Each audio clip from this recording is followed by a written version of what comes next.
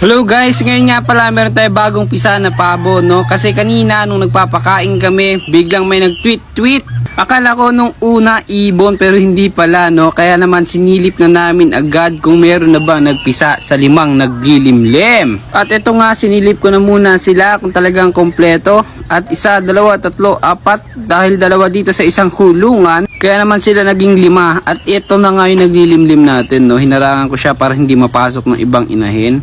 At confirm, andito yung isa. At nakita nyo naman, no, nakalabas na siya sa itlog. Grabe, ka-cute naman. Ito nga pala yung mga naglilimlim ko. Ito, meron itong 13. Ito naman is 12. At ito naman is 9. At ngayon nga 8 na lang kasi nga napisa na yung isa. Ito naman nag-share sila sa 13 itlog, no? Salit-salitan sila. Pero ito na nga yung napisa. Charan! Alam nyo ba kung bakit isa lang ang napisa ngayon? Kasi nga napaghalo-halo namin yung mga itlog nung nakaraan. Kaya naman nung inayos namin nung gabi, akala ko napasama-sama ko yung mga magkakapatid. Pero ito nga, nahiwalay pa rin itong isa. At binalik ko na nga muna yung isang napisa, no? Kasi nga titignan ko pa yung iba kung meron na bang crack.